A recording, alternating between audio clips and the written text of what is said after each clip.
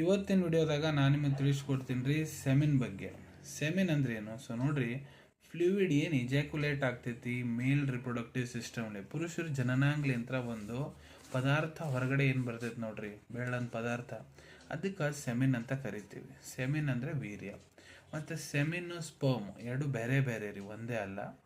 ಮತ್ತು ಇದು ಏನು ಸೆಮಿನ್ ಇದೆ ನಮ್ಮದು, ಇದ್ರ ಒಳಗಡೆ 95% ಸೆಮಿನಲ್ ಫ್ಲೂಯಿಡ್ ಇರ್ತೈತೆ ರೀ. 5% ಏನಿದೆ ಸ್ಪರ್ಮ್ಸ್, ಶುಕ್ರಾಣು ಇರ್ತವೆ.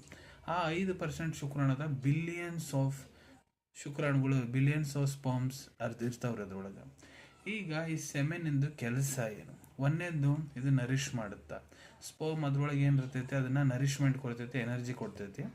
ಎರಡನೇದು, ಅದನ್ನು ಪ್ರೊಟೆಕ್ಷನ್ ಮಾಡ್ತೈತಿ. ಯಾವಾಗ ಅವು ಸ್ಪರ್ಮ್ಸ್ ಫೀಮೇಲ್ ರಿಪ್ರೊಡಕ್ಟಿವ್ ಸಿಸ್ಟಮ್ ಒಳಗಡೆ ಹೋಗ್ತಾವೆ, ಅಲ್ಲಿ ಎಸಿಡಿಕ್ ನೇಚರ್ ಇರ್ತೈತಿ. ಆ ಎಸಿಡಿಕ್ ನೇಚರ್ಲಿಂತ ಅದು ಕಾಪಾಡ್ಲಿಕ್ಕೆ ಕೆಲಸ ಮಾಡ್ತೈತಿ.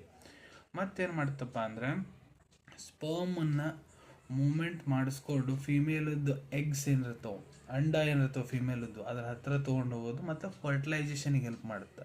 ಫರ್ಟಿಲೈಸ್ ಏನಂದ್ರೆ ಇನ್ನು ಯಾವಾಗ ಸ್ಪರ್ಮ್ಸ್ ಪುರುಷರಿದ್ರು ಹೋಗಿ ಫೀಮೇಲ್ ಎಗ್ಸಿಗೆ ಕೂಡ್ಕೊಂತವೆ, ಫರ್ಟಿಲೈಸೇಷನ್ ಆಗುತ್ತೆ, ಮಕ್ಕಳಾಗ್ತಾವೆ ರೀ. ಸೊ ಈ ಪ್ರೊಸೆಸ್ಸಿಗೆ ಹೆಲ್ಪ್ ಮಾಡೋದೇ ಸೆಮಿನ್ ರೀ. ಅನ್ಕೊತೀನಿ ನಿಮ್ಗೆ ವಿಡಿಯೋ ಇಷ್ಟ ಆಗಿರಬೇಕು. ಮುಂದೆ ಕೂಡ ಇದೇ ರೀತಿ ವಿಡಿಯೋಸ್ ನೋಡ್ಬೇಕು. ಆ ಚಾನಲ್ ತಪ್ಪದೆ ಸಬ್ಸ್ಕ್ರೈಬ್ ಮಾಡ್ಕೊಳ್ಳಿ. ಧನ್ಯವಾದಗಳು.